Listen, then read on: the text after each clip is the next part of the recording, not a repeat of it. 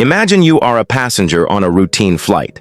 It is a busy morning at the airport, and after a long wait behind a queue of aircraft, the pilots finally line up on the runway and begin their takeoff roll.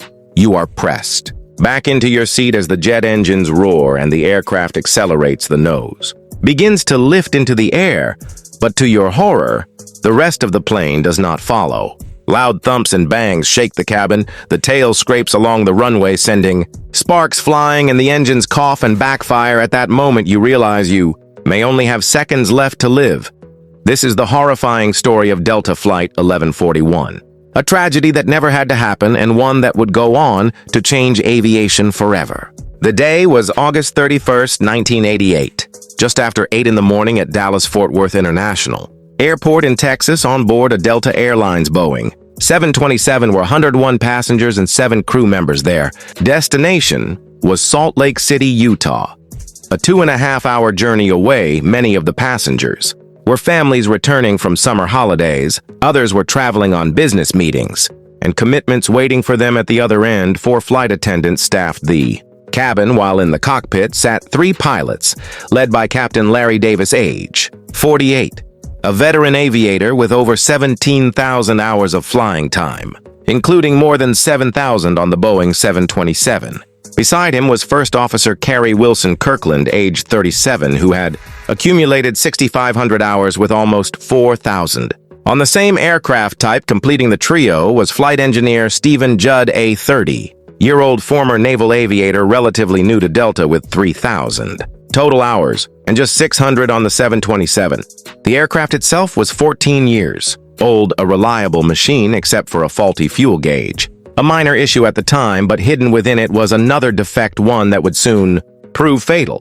While the passengers settled into their seats, the cockpit crew were reviewing weather forecasts. The skies were clear, the winds calm.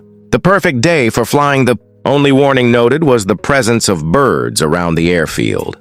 But from the very beginning, the sterile cockpit rule was broken. Instead of focusing solely on their duties, the crew chatted about paychecks, money, and casual topics. They joked with one another even as the engines were started, a clear violation of the rule that demanded strict professionalism. During critical stages of flight, what seemed like harmless chatter was in reality the first crack in a chain of errors that would spiral into disaster. As the plane taxied slowly through the maze of taxiways at the busy airport, the crew continued their casual conversation, even inviting a flight attendant into the cockpit. She had been with Delta for 30 years and joined in the discussion about food, drink, and even the upcoming presidential election between George W. Bush and Michael Dukakis. Minutes ticked by, and still vital checklists were incomplete. The atmosphere in the cockpit was casual, even careless. The captain joked about other crashes in aviation history, not knowing his flight would soon be remembered among them. Delta Airlines had already been criticized for lapses in cockpit discipline. The FAA had conducted audits citing breakdowns in communication, poor coordination, and captains allowing too much informality. Flight 1141 was the embodiment of those problems. Instead of one leader firmly guiding procedures, authority was spread loosely across all 3 crew members, and when everyone is in charge, no one is truly in charge. After a long taxi, the tower suddenly cleared Delta 1141 to line up for takeoff.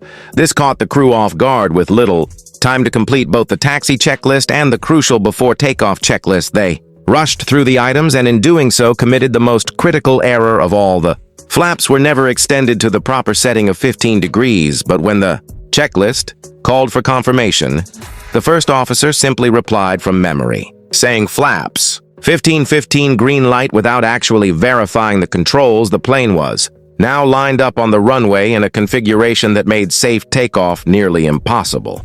The reason flaps are vital is because they enlarge the wings, increase lift, and allow aircraft to leave the ground at slower speeds. Without them, the wings are streamlined for high-altitude cruise but useless at low takeoff speeds. The Boeing 727 did have a safeguard, a takeoff warning system designed to sound an alarm if engines were pushed to full thrust, while flaps or other systems were not correctly set. But on this aircraft, the warning system failed. Corroded electrical contacts rendered it unreliable and silent. At 8:59 a.m., the tower cleared Delta Flight 11:41 for takeoff the engines. Thundered to life, the plane accelerated down runway. 18 left. The pilots called out their speeds as the jet roared forward, but when Captain Davis pulled back on the yoke, the nose rose while the main wheels clung. Stubbornly to the ground, sparks flew as the tail struck the runway. Passengers screamed. In terror, the stick shaker rattled violently, warning of a stall. Still the captain held the nose high, the wings rocked and scraped the tarmac, the engines sputtered. From disturbed airflow, the crew mistakenly believed they had suffered engine failure. But the truth was simpler and deadlier. The flaps were never deployed. Barely airborne at just 20 feet above the runway, the aircraft surged forward uncontrollably. Ahead of them loomed the instrument, landing system antennas just 1,000 feet beyond the pavement.